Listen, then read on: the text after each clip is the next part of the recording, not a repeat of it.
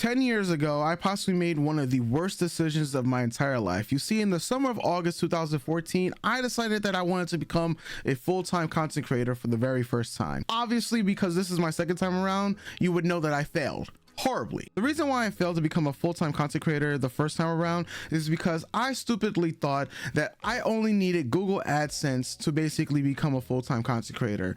At that time, I was in the K-pop community. I was making K-pop reactions, and those reactions, yes, they were banging, and so was my account at that time. My bank account had a lot of money coming in, and I was also stupidly spending a lot of money, and that money was of course going out from my bank account as well. Literally in the month of August, I just came back from South Korea related to business when it came to the K-pop community and, you know, working with different K-pop artists at the time.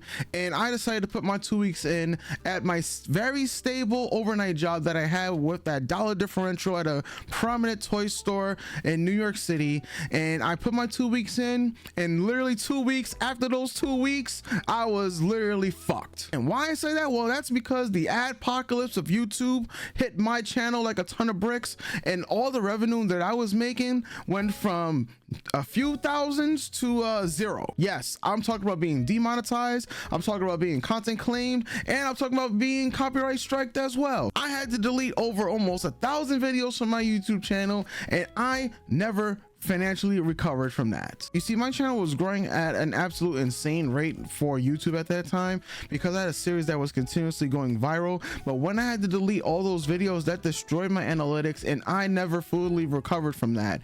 And that was just one of the hard and painful lessons that I have learned as a YouTube content creator, that if you have a full-time job, please don't make the dumb decision and quit your job. And I mean, if you have a full-time job and you are only going to rely on Google AdSense, at least have it make $10,000 to at least $20,000 a month before you make that decision that you want to be full-time with it. Of course, you can do this much earlier, because at the end of the day, we're talking about your mental health, you know, because that's the main reason why you would quit your stable job to do YouTube full-time with only Google AdSense. You know, you have to be so miserable at those other jobs that, you know, YouTube is the lesser of two evils. Just because you see other people making so much money on YouTube, like those other YouTube gurus, doesn't mean that's going to be you, because your boy here thought it was him, and he found out really fast that he was not him in 2014. So what's changed since then? Well, for starters, I've changed.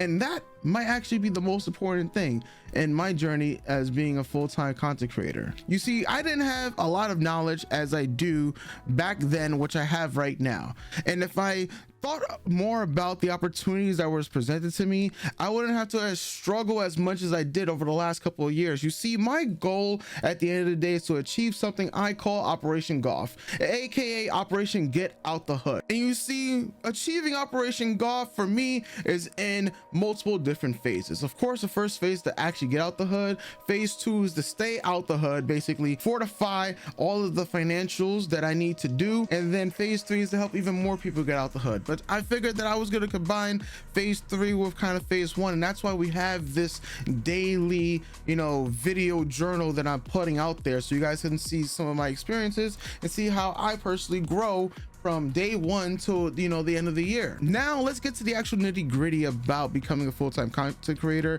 and just let me cover some of the things that I personally am going to be doing and showing you guys here on the channel for the foreseeable future. Because Google AdSense, yes, we already know that's one way of making money here on YouTube. I can tell you guys right now, the most that I personally made from one video on YouTube was most recently from a viral YouTube short, which I talked about in yesterday's video, which got around 45 million views.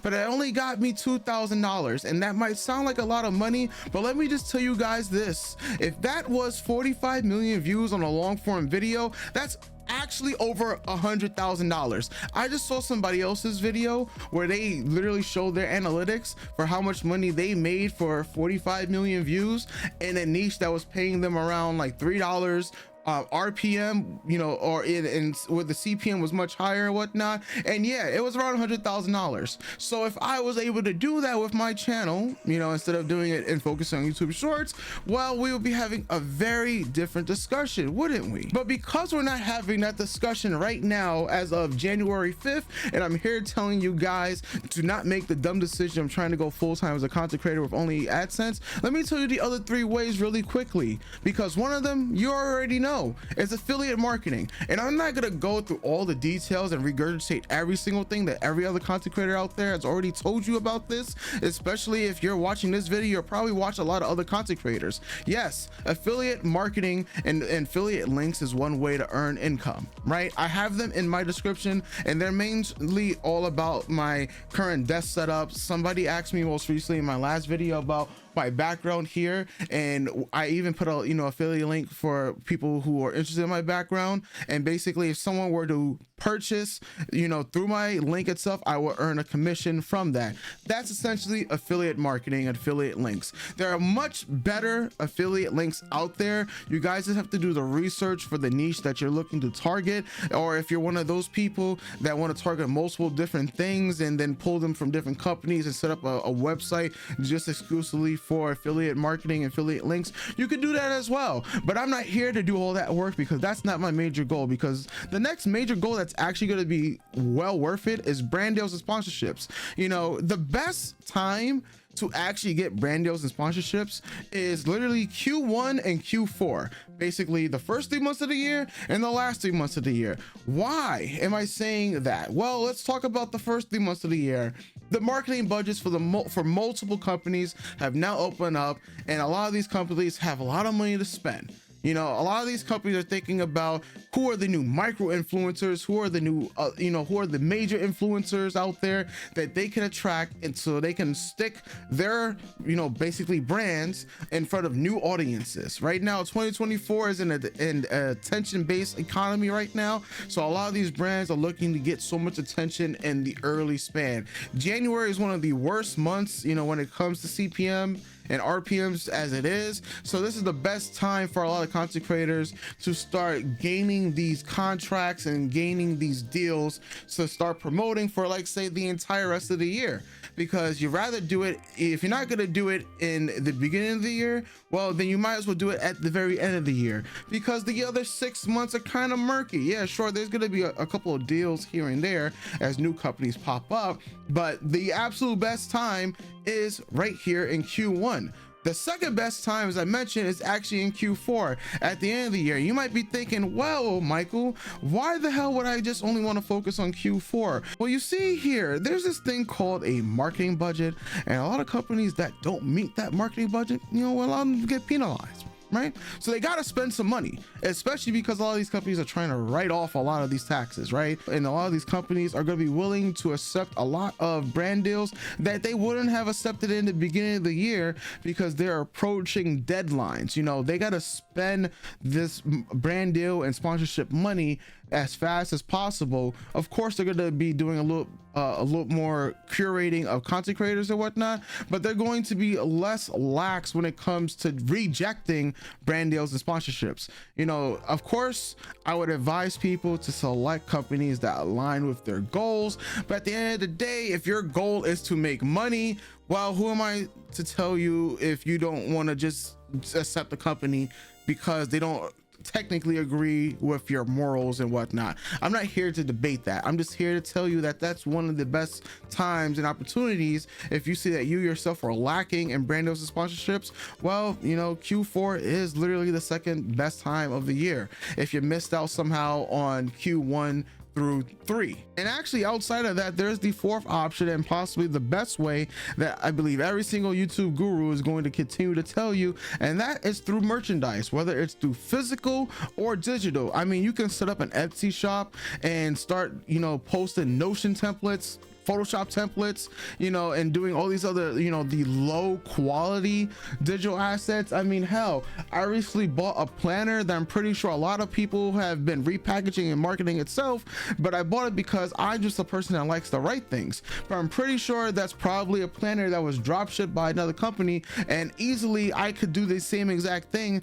but I just am not interested in doing, say, notebooks, for instance. But maybe that's something that you personally might want to do, you know, when it comes to selling courses, when it comes to selling digital products, which I believe is the best form of merchandise, you know, in business itself. You know, basically, if you're going to sell something, you want to sell a digital asset. You know, in the future, one of my goals is to develop a, you know, a template, maybe even a Notion template for one of the niches or something that's more, a little bit more personal towards me, right? And that's something I will develop in the future. Let's say that it's even merchandise. You know, I used to do a lot more merchandise back in the days, and I am working on a merch drop for the near future, but that's something that I want to, you say, market, and that'll probably be for the anime consumer, right? But when it comes to being a full-time content creator, these are like the 4 pillars. You know, you have your Google AdSense, you have your affiliate marketing, you have your brand deals and sponsorships, and finally you do have your own merchandise. But you see, those are the main 4 ways that people can make money as a content creator, and those are the 4 ways that I am starting out to make money as a content creator. You know, of course we have the AdSense thing going on when it comes to my other channels, not particularly this one. In the future, I would hope this channel would be monetized as well, but outside of that, I don't have YouTube AdSense for this channel, but I do have, say, affiliate links. You know, there's no reason why I can't get a brand deal or sponsorship, even though I only have like less than 100 subscribers on this channel. You know, there's other people out there who have done it with with less. You know, there's micro influencing, like I said, is one of those big things that can be achieved and done. At the same time, there's also merchandise. There's no reason that to think that just because you have like 5 subscribers that you can't offer something highly valuable, because YouTube will do its thing eventually. YouTube will find and match an audience to what you're trying to do eventually, as long as that audience exists on YouTube. Like if you're trying to be a YouTuber and your thing is, I can swallow like bottle caps, you know, you're probably not going to blow up on YouTube. And I gotta say, for your sake, I hope you're not one of those people that's actually swallowing bottle caps. There's a lot of content creators that I follow, especially ones on Twitter and TikTok, that post their earnings for their YouTube channel or just basically their full-time journey. And yeah, I see myself doing that, not daily or weekly, but as a monthly checkup, because I think that's kind of insane if I were to do it daily or weekly. But as I've said in previous videos, as well as on my Twitter accounts, my goal is to take my YouTube journey from $0 to $25,000. I would love to show the process of how I'm going to go about achieving that, especially because that's one of the main reasons I made this channel. So of course there'll be more videos similar to this where I talk about the ways to make money as a content creator, but like I said, I will also be talking about some of my pitfalls and fails. So while I did fail a whole 10 years ago, starting off as becoming a content creator, and pretty much floundered the last 10 years, I'm here to make the next 10 years that much more stronger. Because while we live in this attention-based economy, we also have to think about